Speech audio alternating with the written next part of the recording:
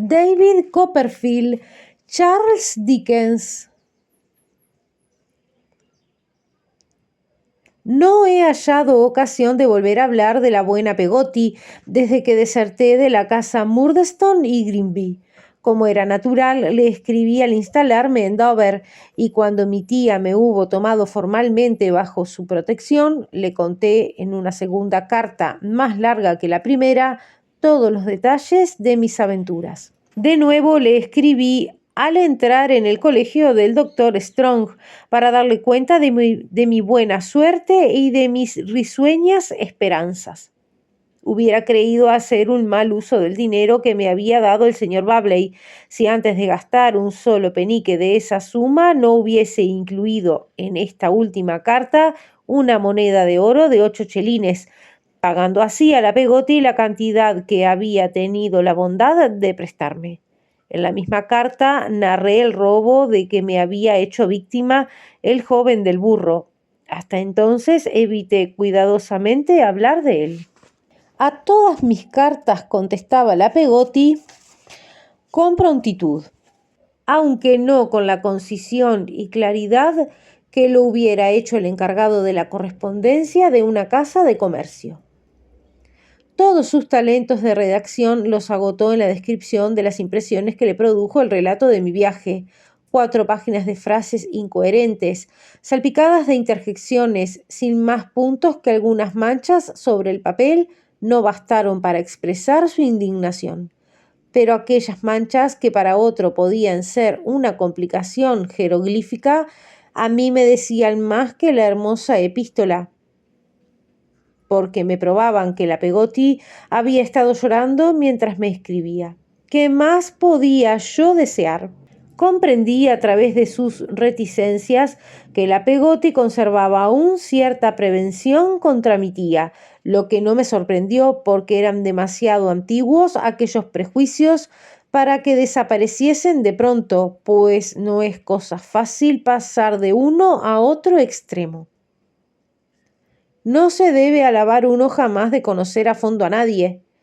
El hecho de que la señorita Isabel sea tan distinta de lo que hasta ahora he creído es una lección contra los juicios formados precipitadamente, me escribía. Era evidente que aún no había desterrado cierto temor a la señorita Trotwood, a quien me rogaba con bastante timidez que le presentase sus respetos. Estaba también algo intranquila por la suerte que pudiera yo correr, e indudablemente daba por cierto que, a no tardar, me vería obligado a emprender la fuga. Así al menos interpreté la recomendación que me hacía de que, si alguna vez necesitaba tomar la diligencia de Yarmouth, le pidiera el dinero necesario y me lo enviaría enseguida. Una noticia me daba la Peggotty en aquella carta que me entristeció mucho. Se había vendido los muebles de nuestra casa antigua y los señores Murdstone no estaban ya en el condado.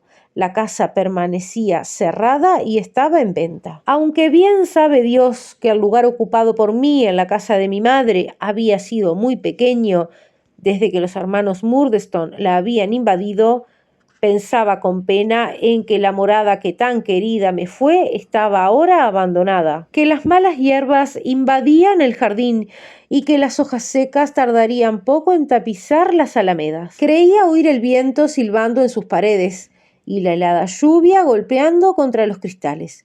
Me pareció otras veces que la luna poblaba de fantasmas errantes las cámaras solitarias, y ahora creía que era la única que velaba durante la noche sobre aquel lugar abandonado. Pensé también en la tumba de mis padres que ya nadie cuidaría, e imaginé que la casa estaba tan muerta como todo lo que había tenido relación con mi padre y con mi madre. Pocas noticias más contenían las cartas de la Peggotty. Barkis es un excelente marido, terminaba uno de sus párrafos, aunque un poco avaro, pero todos tenemos nuestros defectos. Me encarga que te salude en su nombre y que te recuerde que tu cuartito te espera siempre.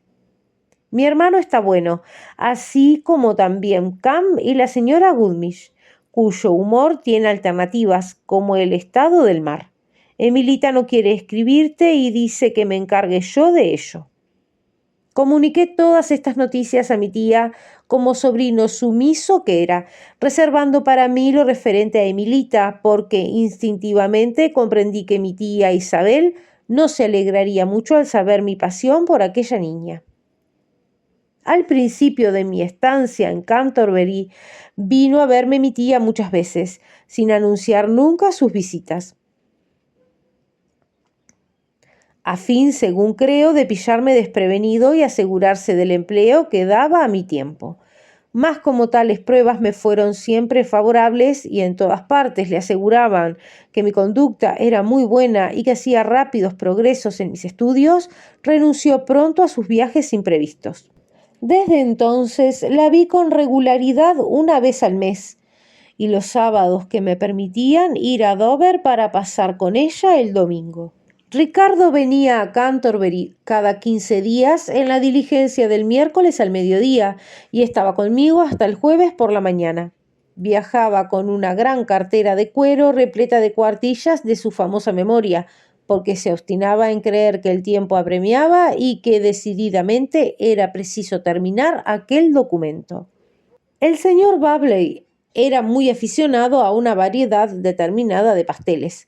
Me había encargado mi tía, con objeto de hacerle más agradables sus visitas, que abriese para él un crédito en la casa de un confitero, a quien debía advertir que el gasto diario no excedería en ningún caso de 10 peniques.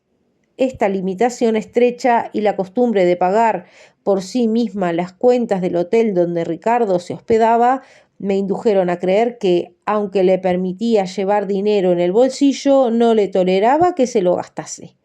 Más tarde pude convencerme de que realmente era así, o que al menos había convenido entre mi tía y él que éste le daría cuenta de todos sus gastos. Como Ricardo no quería engañarla y tenía verdaderos deseos de serle agradable, gastaba con gran moderación.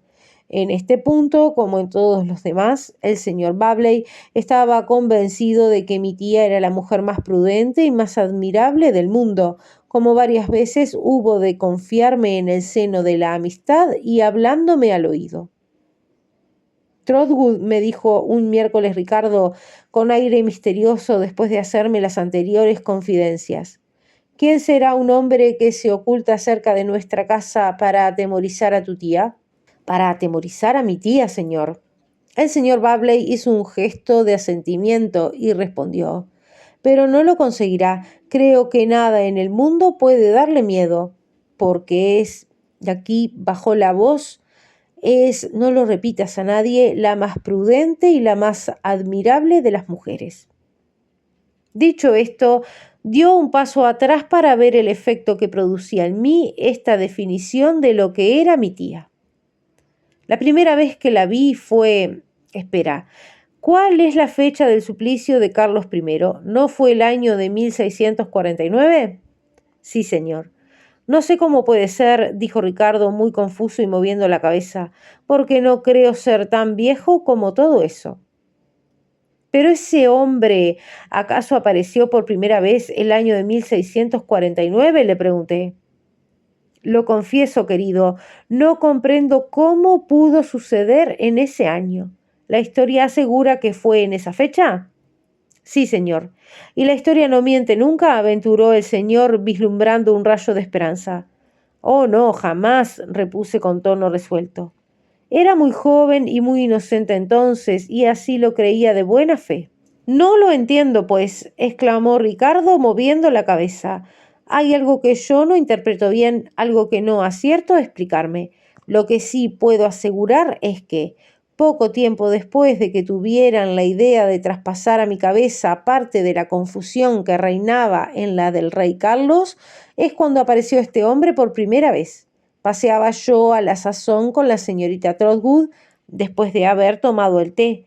Estaba la noche muy oscura cuando le vi allí, muy cerca de la casa.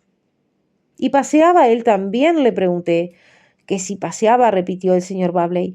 Pues no lo recuerdo. No, no paseaba. ¿Qué hacía, pues? Volví a preguntarle para llegar antes al final. Estaba inmóvil al principio, contestó Ricardo, pero luego se acercó a ella por la espalda y le dijo una palabra al oído.